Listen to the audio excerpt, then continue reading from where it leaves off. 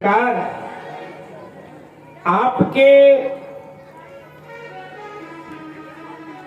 शरण धूली में कोई जादू है। देखो, आपसे मुझे कोई भय नहीं लगता। मैं अब भी आपको बताऊं, आपसे मुझे कोई शिकायत नहीं। अगर मुझे भय है और शिकायत है तो आपके चरण धूली से है, क्योंकि आपकी चरण धूली में कोई जादू है। वो जिस पर पड़े उसमें परिवर्तन ला देती।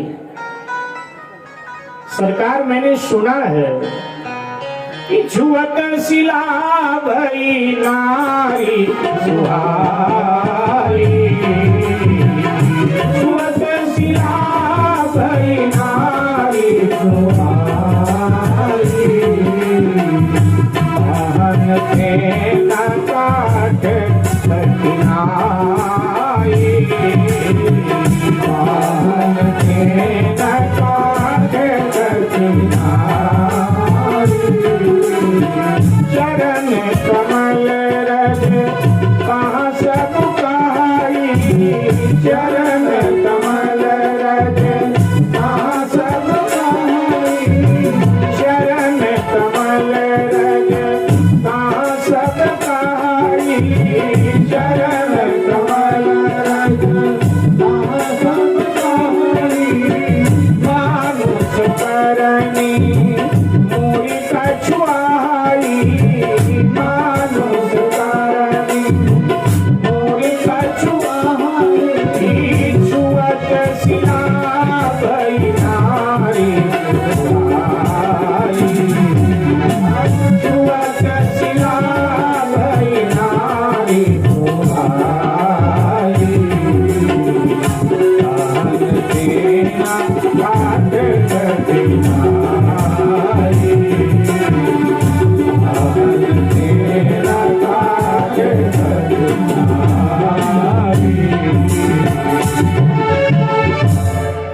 सरकार, आपकी चरण धूली जिस पर पड़े उसमें परिवर्तन ला देती।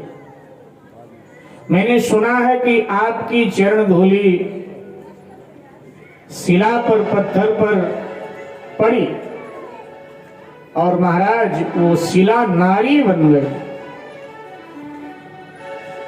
सरकार, पत्थर तो फिर भी कठोर होता है, लेकिन पत्थर की अपेक्षा लकड़ी तो मुलायम होती। मेरी नाव लकड़ी की है, वो भी पानी में गीली है, कुछ अधिक मुलायम है। सरकार, जब आपकी चरण धूली पत्थर को स्त्री बना सकती है, तो हमारी नाव को अगर स्त्री बना दिया, महाराज फिर आप ही बताओ मेरा क्या होगा? मेरा तो भट्टाधार हो जाएगा, मेरा तो कबाड़ा हो जाएगा सरकार, क्योंकि और कोई काम धंधा मुझे नहीं आता। मैं दिन भर नाव चलाता हूँ, यात्रियों को इधर से उधर, उधर से इधर लाता हूँ। मेहनताने में जो मिल जाता है इसी से अपने घर परिवार का गुजर बसर चलाता हूँ। अगर ये स्त्री बन गई सरकार, फिर क्या? यही प्रतिपालूं सब परिवारों,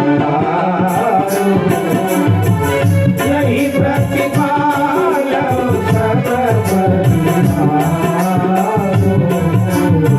नहीं जानूं कछु और पधारो, नहीं जानूं कछु और पधारो, काम धंधा नहीं जानता हूं सरकार। इसलिए चरण धुलवा लोगे सरकार तो मैं आपको पार कर दूंगा। बस यही मेरी शर्त है, चरण धुलवा लो, बाकी और मैं कुछ नहीं मांगूंगा आपसे। आप सोचो कि ये उतराई मांगेगा, मेहनताना मांगेगा, नहीं नहीं सरकार, बिल्कुल नहीं मांगूंगा और कुछ, क्योंकि इतना हमें भी पता है कि साधु संतों से कुछ नहीं मांगना चाहिए, और देश आपका तपस्वी का है सरकार, इसलिए कुछ नहीं मांगेंगे। और हम मांगे भी तो आप दोगे भी का क्या? हम आपके माँ कैकेयी की तरह कठोर नहीं है सरकार। वो तो कई माथी तन के कपड़े सारे उतरवा लिए। महाराज हम इतने गरीब जरूर है लेकिन इतने कठोर नहीं सरकार। व्यंग भी करता जा रहा।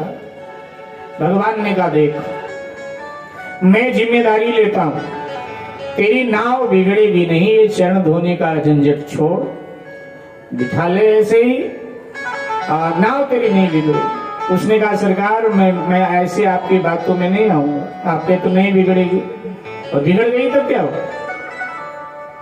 बोले देखो दूसरों के लिए लोग दुख सहन करते हैं, तो मेरे लिए तू भी दुख सहन कर। उसने कहा वो तो ठीक है महाराज, लेकिन मैं देहाती अनपढ़ आदमी हूं, बातें देर में समझ पाता हूं, पूरी बात अब मेरे समझ में आ गई। क्या महाराज देखो, अगर मैं अविवाहित होता और ये नौका स्त्री बन जाती तो मेरा काम हो जाता, मैं इसके साथ ब्याह कर लेता आराम से। लेकिन महाराज मैं विवाहित हूं और बिना पांव धोए आपको नाव पर बिठाऊं और ये नौका स्त्री बन जाए तो एक ही औरत ने नाक में दम कर रखा है, दो महाराज हो जाएंगे तो न जाने क्या क्या करना पड़े। महाराज आप अपने घर का झगड़ा लगता है मेरे घर लगाने आ गए हो।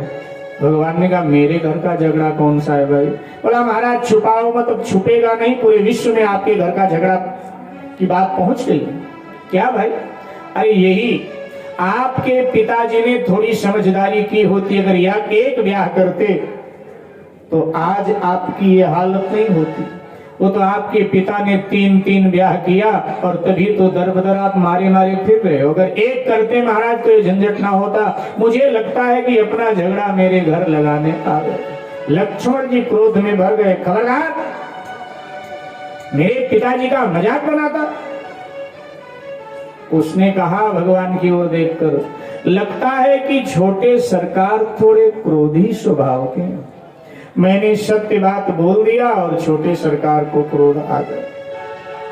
महाराज देखो भगवान ने कहा भाई मैंने कह दिया ना, तेरी नाव बिगड़ेगी नहीं, यकीन कर, बिना चरण धोए तू मुझे पार।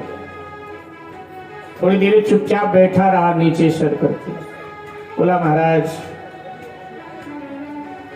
बात कुछ ऐसी है, चलो अगर ये मेरी पत्नी बनती तो भी मैं आपके लिए थोड़ा कष्ट सहन कर लेता, लेकिन अब बात समझ में आया कि आपकी चरण धूली पड़े तो ये पत्नी बनेगी, लेकिन मेरी नहीं किसी और की बनेगी। मेरी बनती तो फिर भी मैं जैसे तैसे गुजर बसर करता, पुरानी वाली को घर पे छोड़ देता और इस नई वाली को अपने साथ रखता। लेकिन महाराज आपकी चरण धूली जिस पर पड़े वो साधारण व्यक्ति की पत्नी भी तो नहीं बनती ना, वो तो ऋषि की पत्नी बनती है महाराज। तो बिना चरण धोए आपको बिठाऊं और ये ऋषि पत्नी अगर बन गई तो फिर चूंकि नाव मेरी है तो मेरा इसका रिश्ता बाप बेटी का हो जाएगा। अब हर बाप अपने बेटी को त्योहारों पे कुछ ना कुछ देता है, मुझे भी देना पड़ेगा, लेकिन ये बनेगी ऋषि पत्नी और मैं ठहरा अछूत जाति का।